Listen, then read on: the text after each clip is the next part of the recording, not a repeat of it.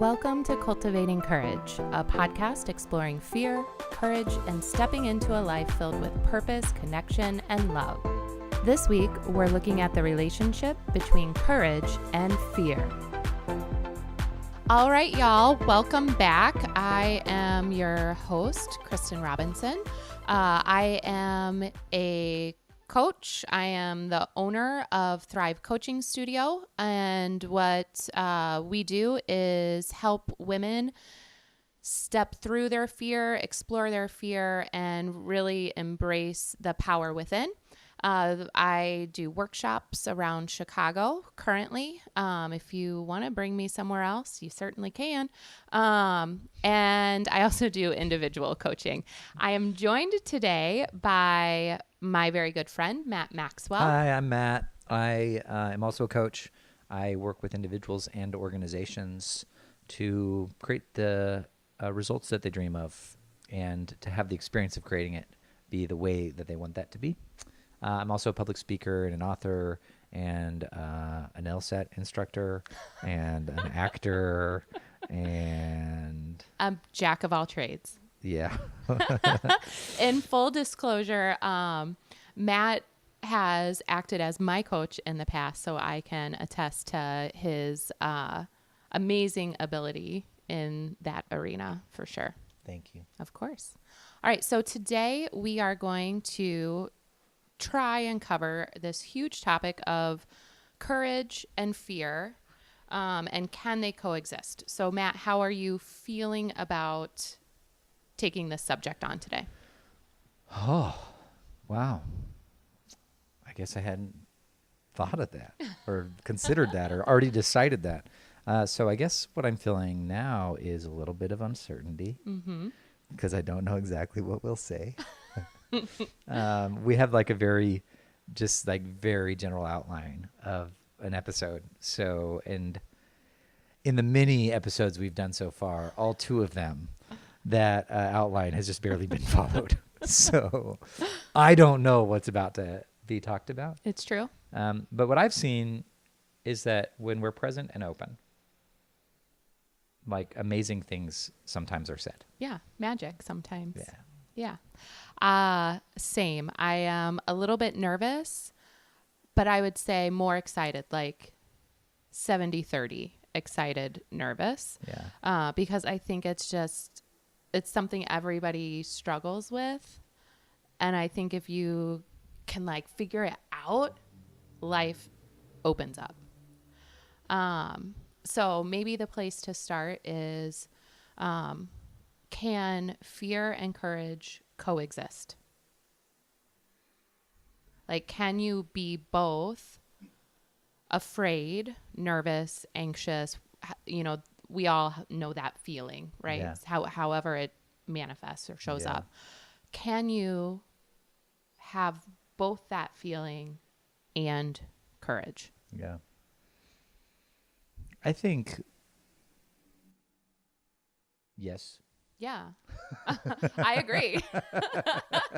Well, and in fact, either we like- were going to like start a dialogue or we were going to get in an argument. I was very excited. Yes.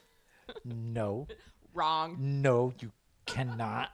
And I will defend that to my life, with my life. For the next 40 minutes. Yeah. And I will not be wrong about this. That'd actually be fun.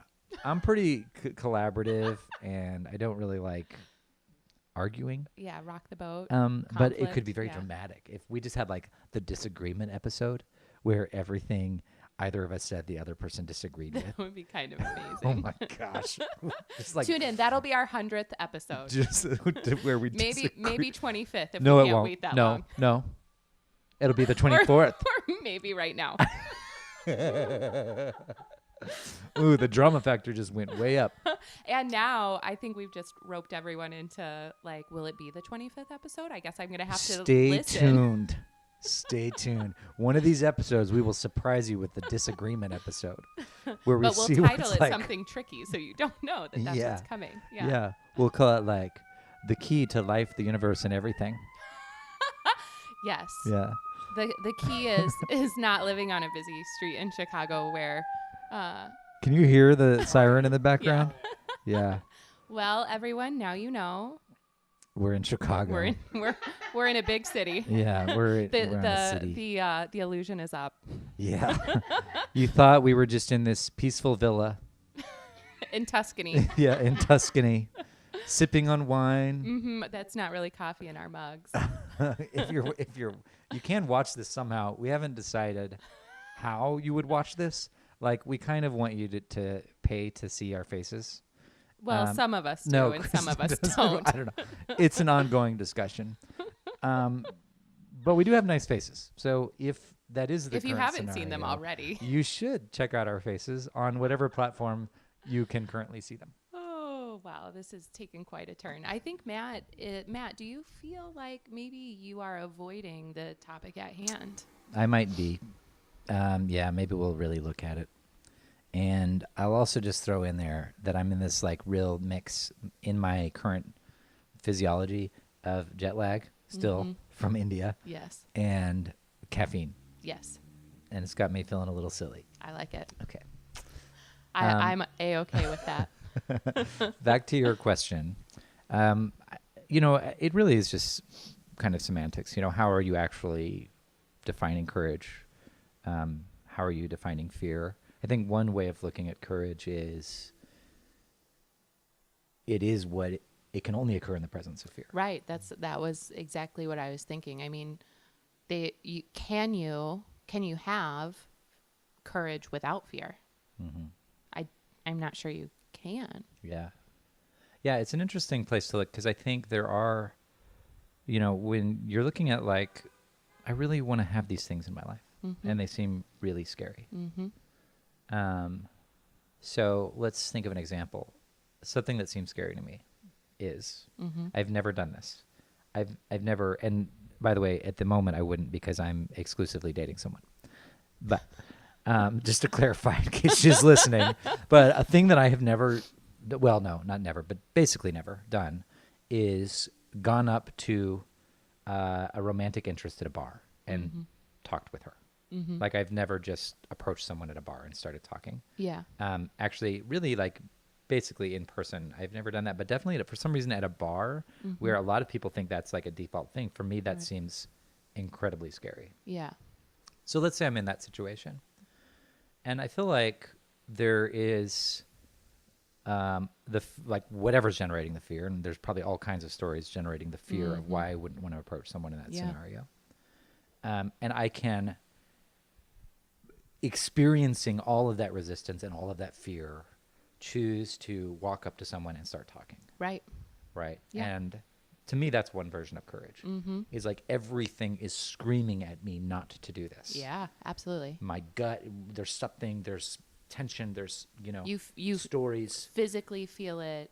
You emotionally feel it. There's All kinds of resistance. Yeah. And one way of looking at courage is it's in the face of that, I'm doing it anyway. I think for me, there's also, I don't know. For me, there's an idea that comes up around courage that is kind of based in the motivation for the action too. So let's say there's a lot of fear about talking to this person who I think is cute at a bar. I'm like, oh, it seems so scary. And I'm like, I'm going to do it because it'll make a good story and all my friends are going to laugh and I'm going to make a fool of I don't know. There's a lot of places I could come from. Right. That it's like, okay, cool.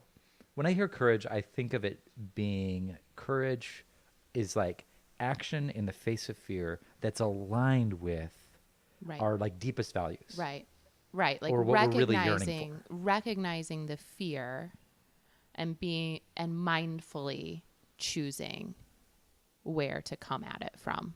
And that choice being who I am. Yeah, like really aligned, like in integrity. So I might go and talk to that person because in my heart, I want family and I want partnership and I want adventure and I want connection. And there's some part of me that yearns for all of that. And this might be a way that occurs. Right. And so I'm going to like in service of that, overcome my fear, instead of like having it come from like, I'm going to be an imbecile. Right. Or something, which is not bad. It's just Right. when I hear courage, that's what I think of, is Yeah. like courage in service of things that really matter to me. Yeah, totally. I think of it more for me personally, like networking events. Excuse me.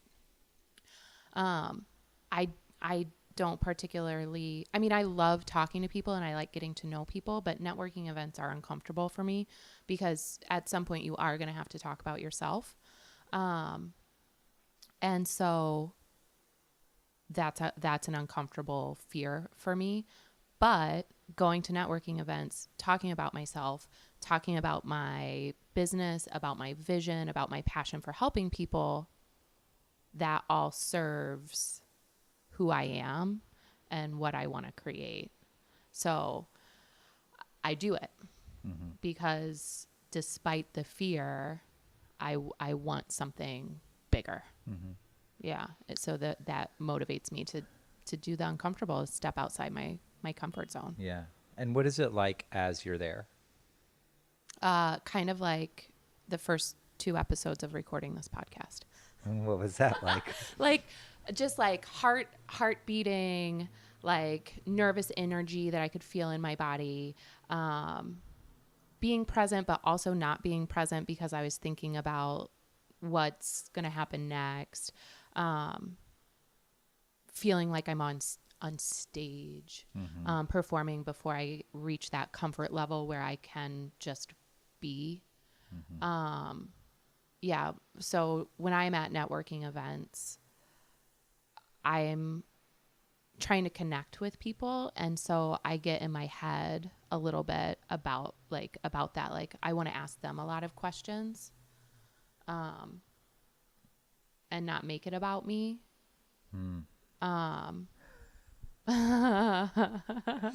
As is a pattern. Well, I'm just laughing because of what we Yeah, I talked know. about in our last Yeah. episode. Watch episode 2, y'all.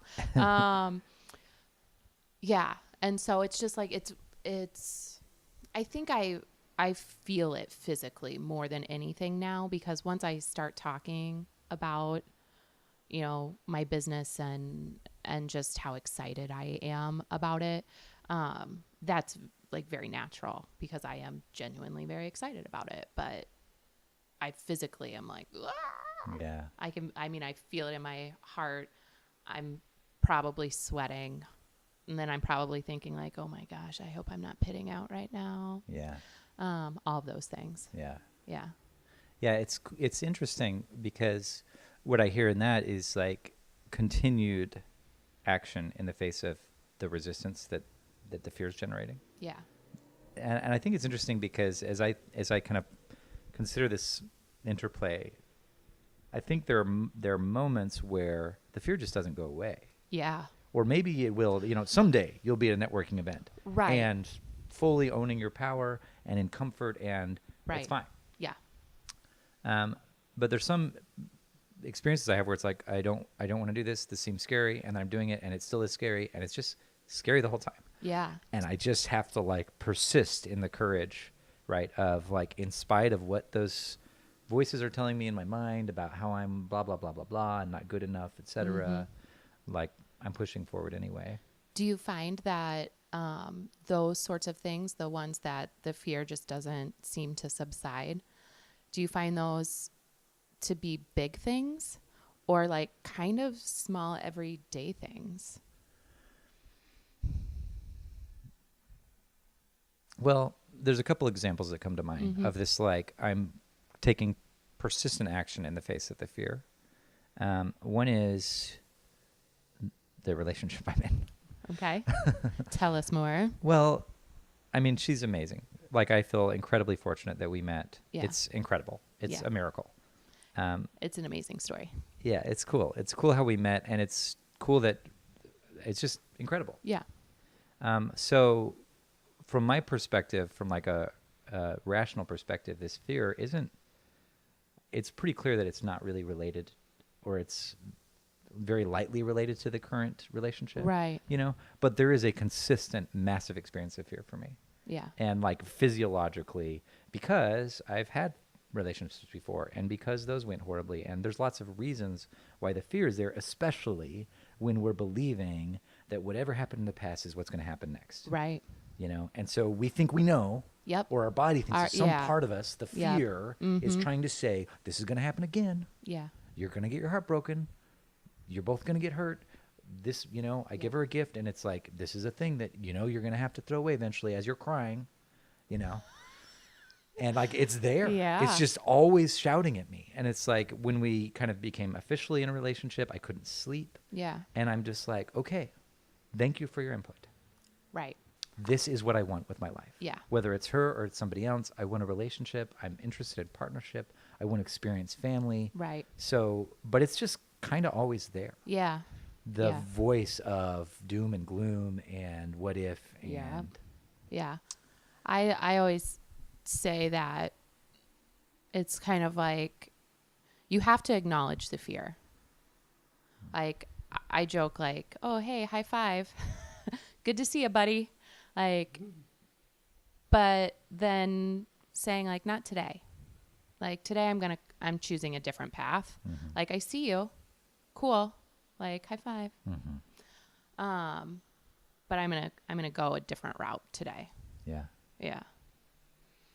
So I think there's experiences of fear and courage like that, where it's like, I want this fear to go away, but it's not. And I'm going to just push through it Yeah. until maybe someday it goes away. But there's an experience of doing the thing and being in the fear. There are other times where I'm really afraid of something, and as soon as I dive into it, the fear's gone. I'm fine. Yeah. It was all in the like the run up to it, and it's like, oh, I love this. Yeah. There's nothing to be afraid of here. Yeah. You know, it's just the unknown. But as soon as we actually take the step into the unknown, we're like, oh, this is fine. Yeah. This isn't so bad. It might actually be like fun. Yeah. Yeah. It's like when I first, I don't know, what's coming to my mind is silly, but swing dance lessons that I used to do. Yeah. And I don't know why, but formal dancing lessons seem scary to me. And so it's like the very first class, the very first session, the courage was in leaving my door, getting on the bus, getting to the dance place, walking in that door, the first 5 minutes, and then realizing like, oh, they're all good people. They're all scared like I am. Yeah. We're all taking little steps. They're going to guide me through this. There's actually nothing to be afraid of. And it goes away. And then I just have this wonderful time. Yeah. So we don't always know whether the fear is going to persist or not. Yeah. And it's awesome when it drops off and we just get to have fun. And other times we just stay in it. But I think it can go both ways. Yeah, for sure. I also think that on the flip side of that is feeling the fear and not doing anything. So not getting on the bus. Oh, I don't feel well, so I'm not going to do it. So I think sometimes that's not a conscious choice that we make.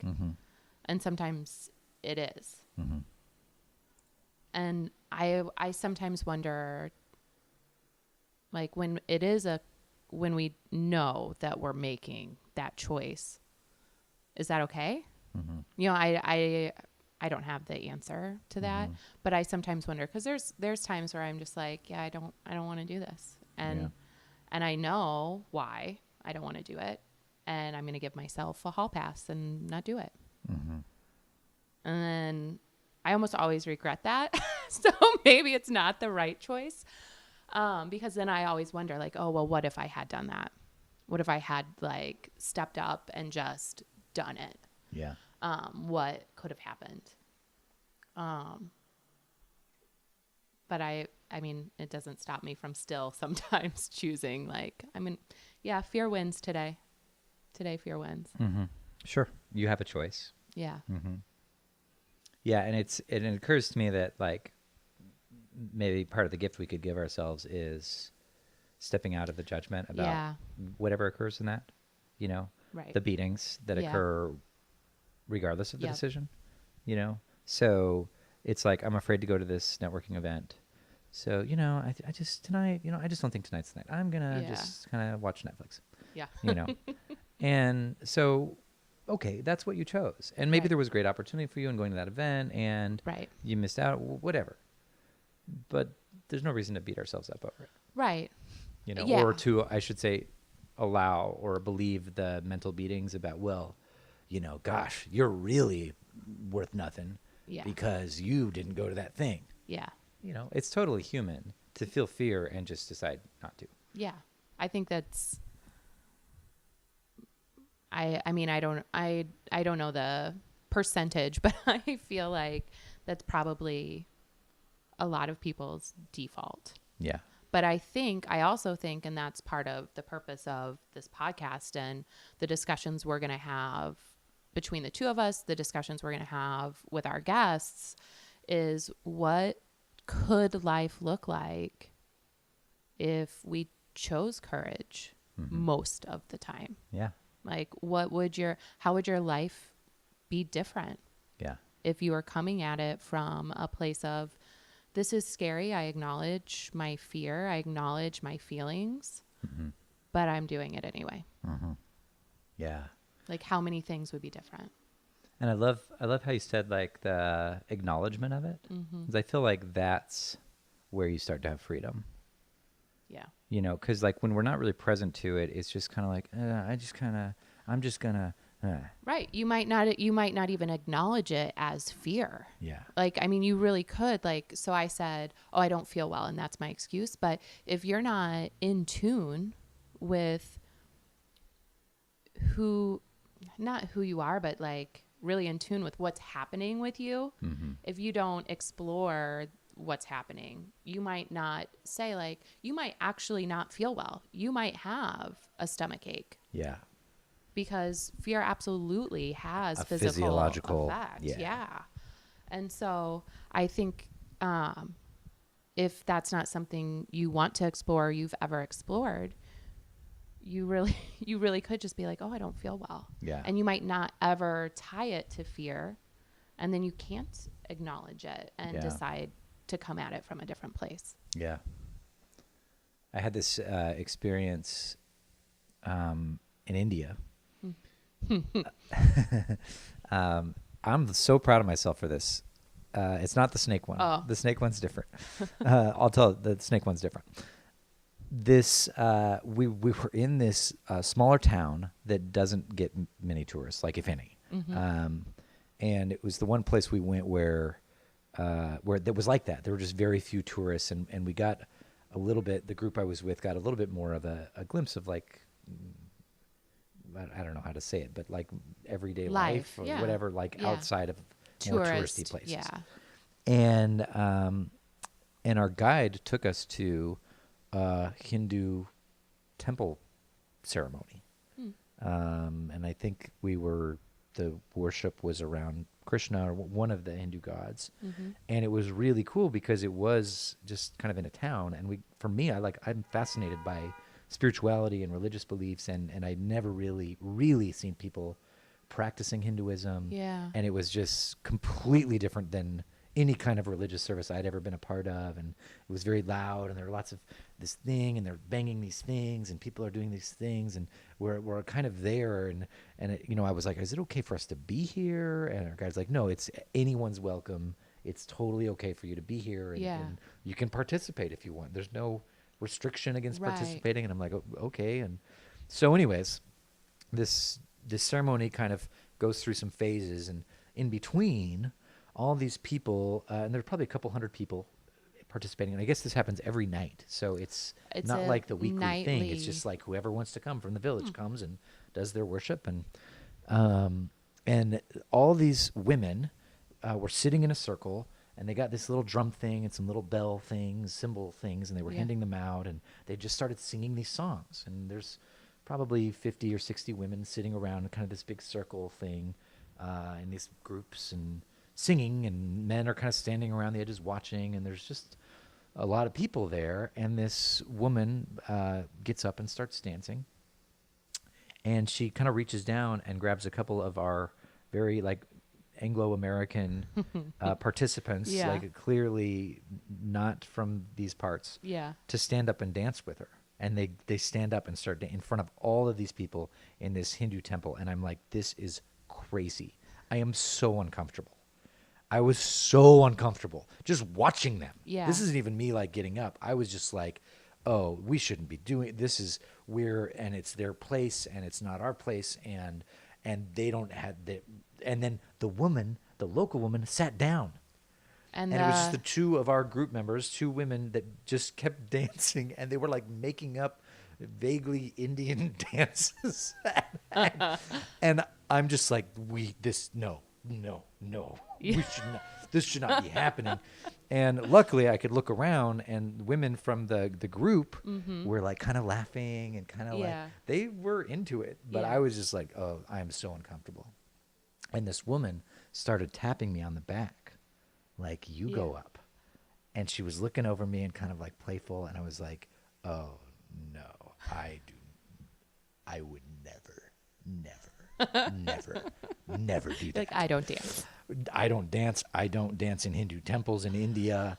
I don't dance in front of, like, I'm not going to be like the white American trying to dance some awful version of an like Bollywood your local like, yeah. dance.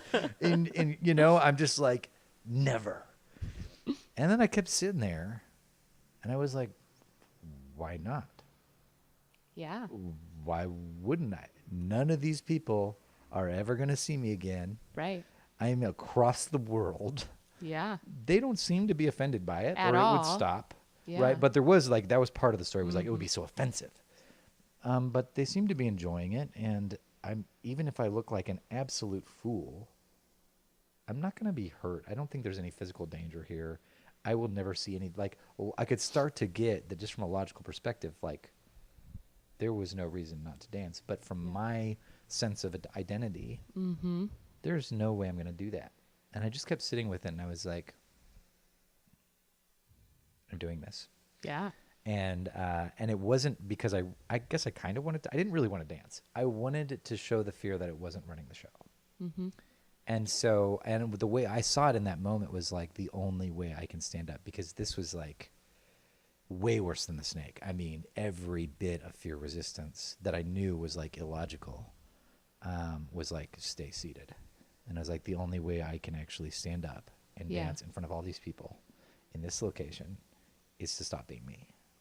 Yeah. I have to let go of all of the stories about what I do and what I don't do, and what people will think of me. Yeah. Right? All the, in quotes, me, the ego me. Yep. The only way that this can happen is if I let go of all of that and just drop all of those stories and just stand up and start moving. Yeah. And I did it. Yeah. And so while you were dancing, what was going through your mind? Like, was it one of those situations you were able to completely let go and like the fear was gone, or not? I was hoping for that. I was. Yeah, of course. And not quite. Yeah. Like, I couldn't quite let go of me. Right. There People was are still, watching me. People oh my are gosh, what are they looking. thinking? Yeah. And I feel kind of awkward. And I was up there with some of my other group participants, and we were kind of all dancing together, and there still was. So it was like persistent action in the face of fear. I couldn't quite completely step out of it. Yeah.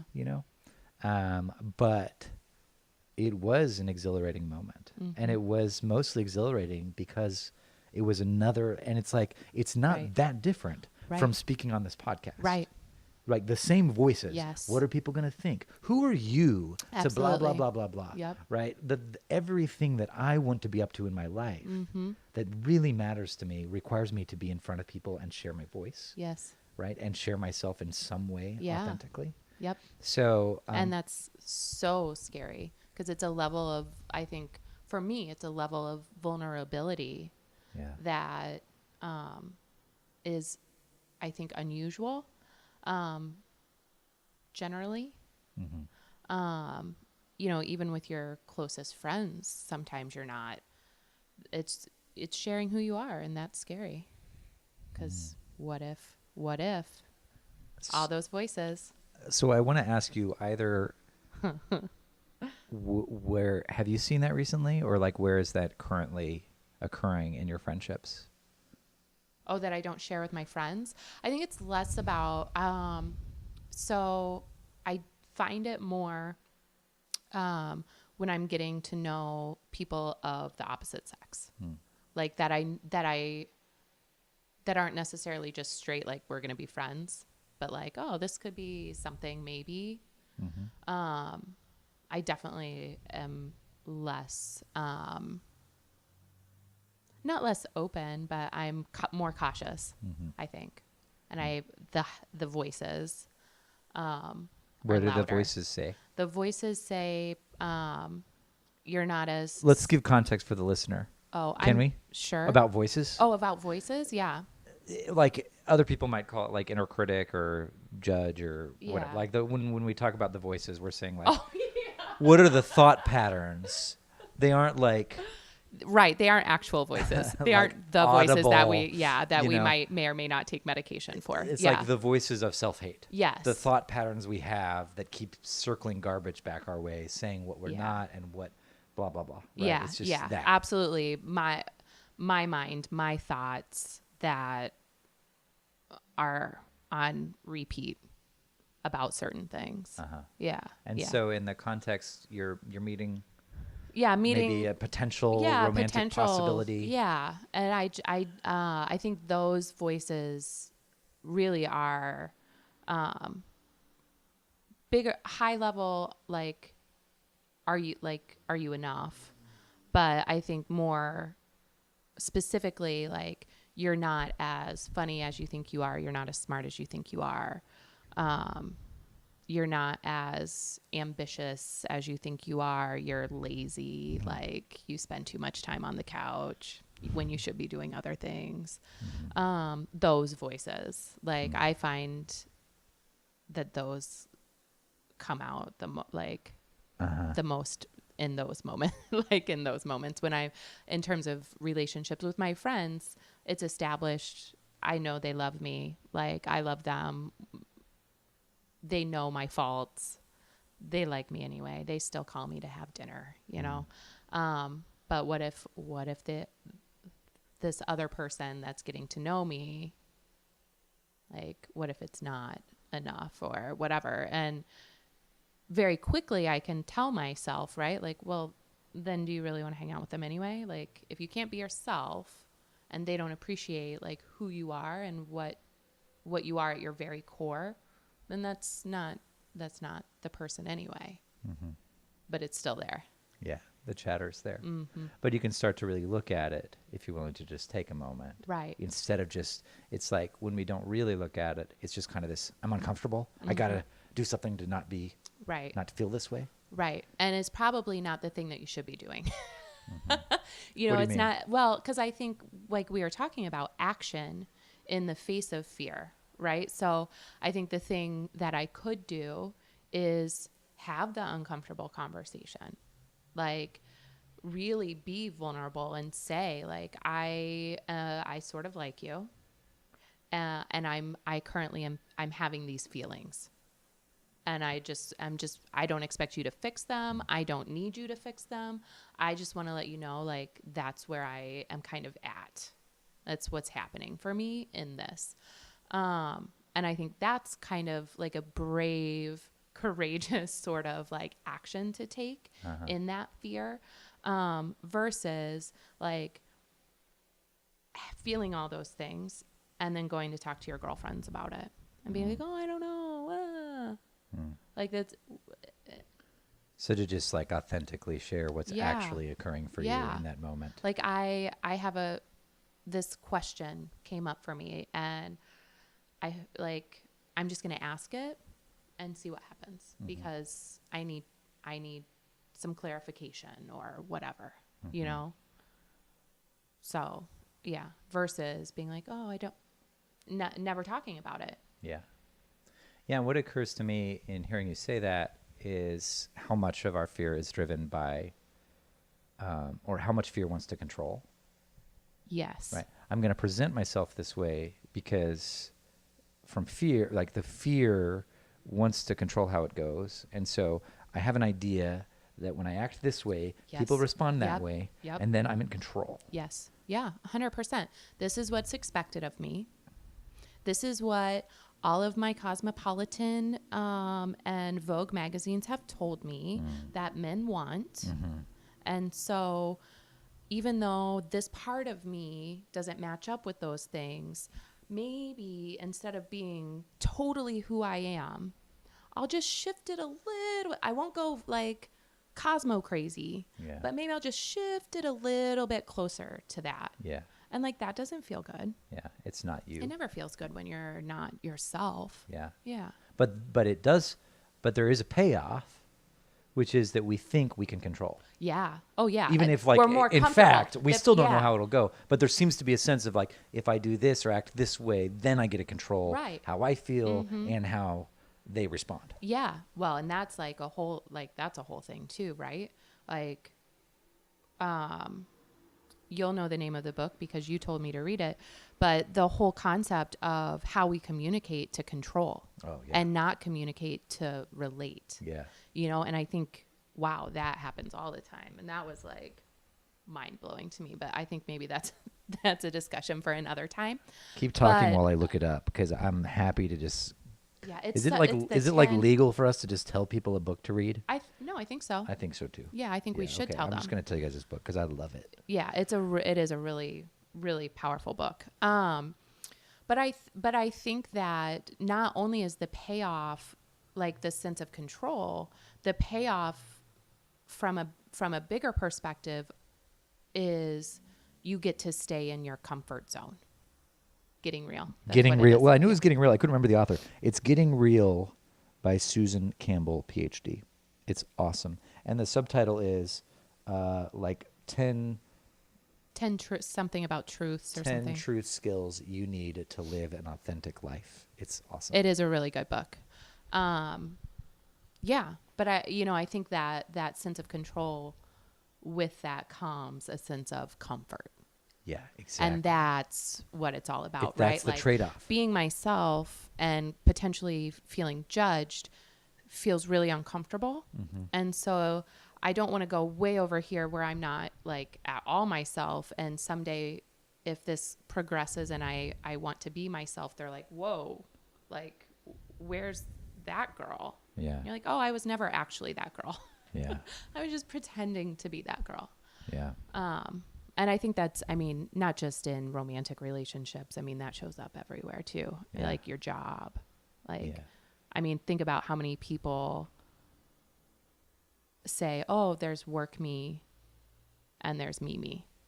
It's like, wow, why does it have to be two different people? Yeah. But it's so common. I was leading a workshop this past week on listening. Mm-hmm. We were talking about conversations and somebody, not only like I act differently, and they do kind of customer service related work. Mm-hmm. And this person said, not only does she act differently on the phone, she uses a different voice. Oh, wow. Like a her, full-on different voice, Like She's a different accent? This is my customer service voice. Oh. And it's basically like what was really clear. She's like, Yeah. where I pretend to be nice. oh, Like, yeah, that's like where because I'm I pleasant. can't say what I'm really thinking. Yeah. And so, and what's funny is that hearing her say that, I'm like, probably no one's being fooled. Right. No, we can spot inauthenticity. Oh, yeah, you can hear really it. easily. You don't even have to see it. You can hear Yeah, it. exactly. But we do it because we think, Yeah. right, that, or the fear thinks Right. that way it can control. Well, if I use this voice and I speak this way, then, people will think I'm nice. Right. And Not yell at me. yeah. Yeah. And maybe I can convince myself that I feel that way too. Well, and Yeah. what's cool, like that's coming up for me in all of this, is that the courage, whether it's just to share authentically how you're feeling, Mm-hmm. right? There's such a correlation between the unknown out. Like what for me takes a lot of courage is proceeding in the face of an unknown outcome. Yes. That's a huge thing. I think I just posted something on Instagram that was kind of that, Was it that whole inspiring? thing. It was. I want to It hear was about super it. inspiring. Tell me. I want to be inspired. Well, I don't have my phone over here, but it basically is saying like courage is starting something even though you have no idea if it's going to be a successful outcome or not. Yeah. Like it's just about starting. I love that. Yeah. And I think there's something to be said too, to reframe that, like, can starting it anyway be the success?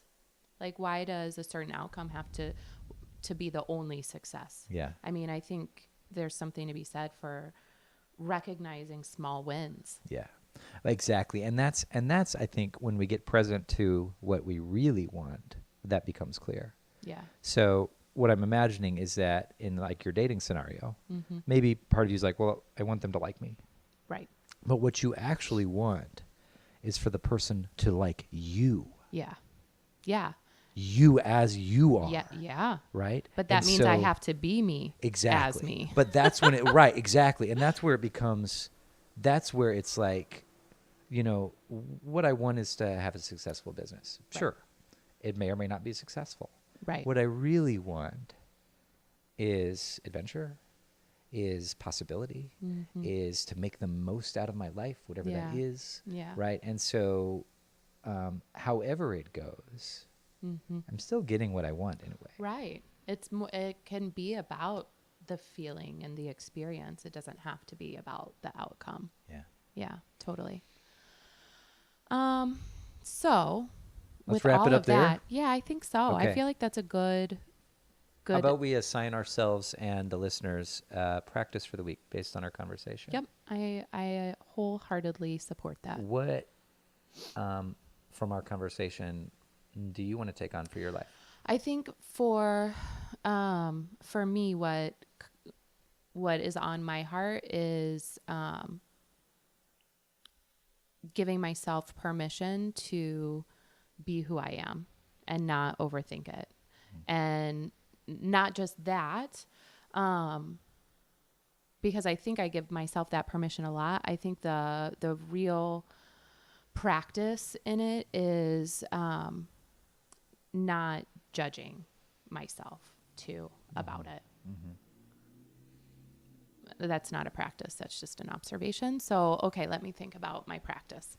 Well, maybe if there's practice. Yeah, I think my practice Noticing is the just judgment? just like showing up everywhere in my life, work, friendships, like every relationship that I have, like just showing up as authentically me and not being flippant about it. Like, take me or leave me, like, I think that's another discussion anyway, but just saying, like, just owning it and like, this is who I am. And Okay. I like who I am. Yeah. Yeah. So, let's see. So, I love that, and I think the practice for all of us, and I'm willing to join you in this, something like notice in our relationships where there's inauthenticity or a trying to seem a certain way, Yeah. and choosing in the face of that to actually be authentically Yeah. us. Do something that feels more true Cool. and not berating yourself when you do recognize you're being authentic. Just Without saying, any beatings. yeah, just to just noticing. say, oh, yeah, this is an opportunity. Yeah, Yeah. I love that. To practice. How about you? What came up in this for you? Oh, Anything else? I was just going to practice whatever you said because Oh. I imagined it would be inspired. So, and I think it is. And I think like Yeah. truly, it's like if what we really yearn for, and I think most of us do, is to be loved and accepted as we are. Yeah, it's the we core of only everything. get to experience that Yeah. by being authentic. Yeah. There is no way to feel truly loved if you're hiding yourself. Correct. Yeah. 100%. So I love the practice Okay. of like noticing, where am I hiding? Yeah. Where am I not wanting to seem, Me. where I'm trying to seem a certain other way? Yeah. Where am I stepping into the shadow instead of stepping into my And light? just revealing myself. Yeah. Yeah. Yeah. Okay. That's the practice. All right. So, thank you, listeners. If this topic or anything that we were talking about brought anything up for people, Matt and I want to encourage you to reach out to us. We're happy to connect with you offline, but you'll have to connect with us online. Yeah, I guess See what so. I did there? So you can find both of us at cultivatingcouragepodcast.com. Matt, if people want to connect with you, where do they find you? Look in the notes of whatever you're listening to, because we'll probably have other contacts. But right now, Instagram, LinkedIn. On Instagram, I'm at Matty Maxwell, Matty Maxwell. Okay, cool. You guys can connect with me on Instagram as well. It's Robinson Kristin, Kristin, or my website, thrivecoachingstudio.com. And no matter where you're listening to us, we would love to have you subscribe if you haven't already. And that's a wrap, folks. Thanks, y'all.